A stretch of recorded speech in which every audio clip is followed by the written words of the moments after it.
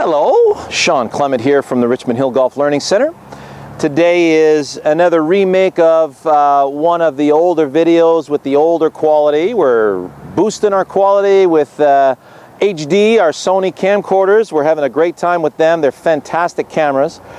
We're going to redo the one on short game today. Now, just to remind you that your body is a gravity expert. All right, I got my trusty horseshoes.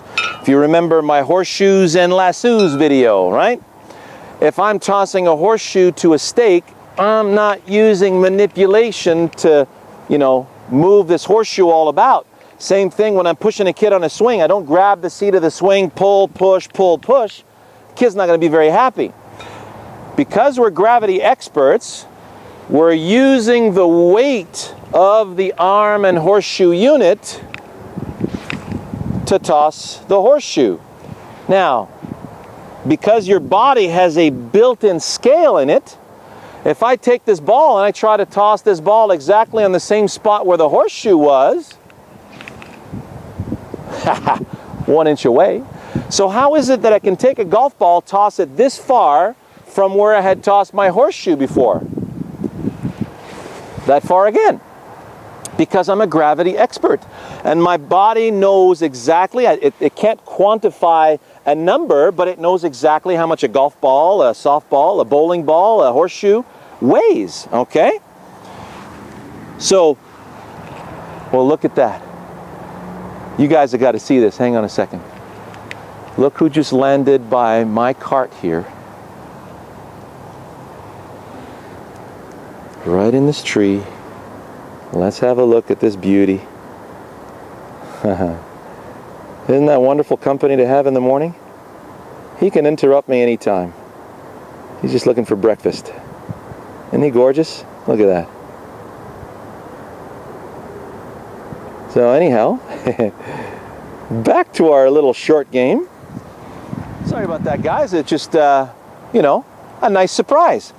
Now, back to the short game. So when I take my golf club in my hands, I just wrap my fingers, my portable ligaments around that bone, go to my Golf Pro lesson, grip to wrist hinge video to get a nice close-up on the grip. I'm using exactly the same grip as I normally would from my regular swing for a regular chip.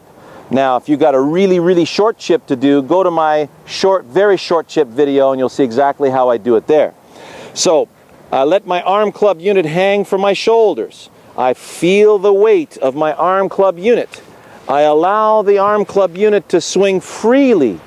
How is that? Well, because we saw, especially with Scully, our skeleton, that the shoulders only have 20 degrees of mobility, and when I take my grip, I'm down to nothing with the shoulders, then that means that if the rib cage doesn't move out of the way for a chip shot, even for a nice short one, then I'm going to crash my arms. If you go to how to coordinate arm motion with body turn, I show you how to do that with the chip shot in that as well.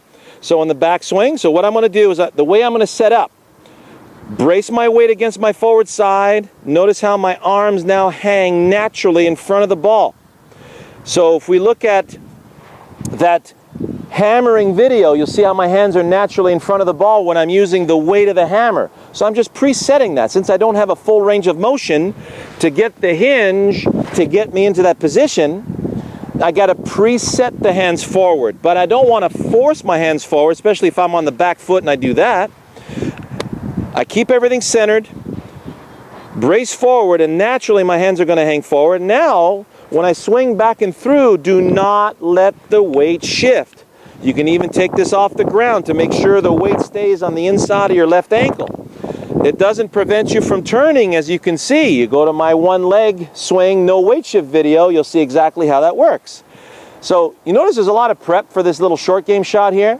Once you feel how this works, and once you understand how to let gravity do the work on this particular short swing, you will be a wizard around the greens. It'll be as easy as tossing a horseshoe. So stick with this, okay? It will pay off in spades. Weight forward, hands forward. Let it swing back and through. So you notice the lowercase letter Y of my arm club unit is never disturbed. It is never broken. Why? because there's nothing to crash into. Now, if I don't move the body, whoops, now my arms start to collapse all over the place. My club gets diverted all over the place, and then you get what we call the chip yips. You're thinking, there's no way I'm going to have success here, but I'm going to do it anyway, right? There's insanity itself. So allow the arm club unit to swing freely and allow it to track. From this angle, you notice how my arm club unit is tracking its own arc while the body is getting out of the way, just like the horseshoes. So now, how much momentum do I need to land the ball in the place where I want to land it? This is key, because if you don't know how much momentum to use, then you can't use momentum. If you can't use momentum, then you can't use your God-given gift of gravity expertise, right? So, if I'm not using gravity, it's all manipulation, the body has no idea what's going on, you're going to be crashing all over the place, nothing's going to work. If you use momentum,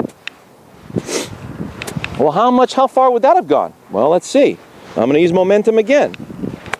Wow. About 20 paces. How about I want 10? Well, if you need less momentum, what are you going to do? A little less backswing. So less backswing, let it fall. A good analogy would be if I had a kid on a swing right here, I put a beach ball in front of the kid, nudge the kid back and let him fall. Well, what's hitting the beach ball? You might as well just put an anvil on that swing. The anvil, the weight of that anvil is going to hit the beach ball. Same thing here. Nudge it back, let it fall. What are you nudging it back with? Now, all you techies out there are going to be asking me, well, Sean, what muscle do I use? If you really need to feel that, here's how you're going to be aware of that.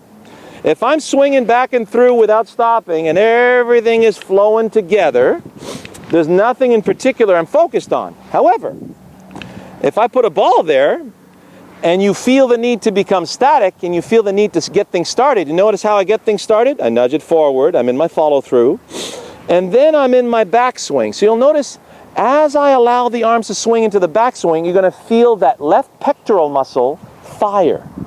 And you'll feel how that left pec is allowing the arms to hold their shape into the backswing.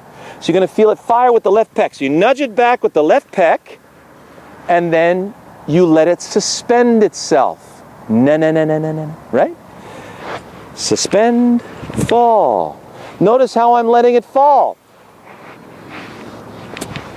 I'm holding on to it now with my right pec.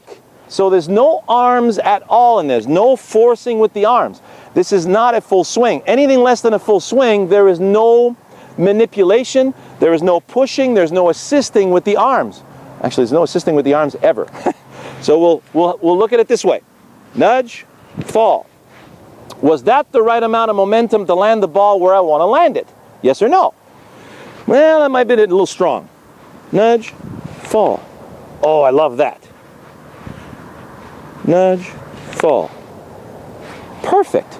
So I land that ball exactly where I want to land it because I knew exactly how much momentum I was going to use for that particular shot. All right? So stay tuned in our next video where we're going to show you, how to pick the spots where you're going to land the golf ball. See you in a bit.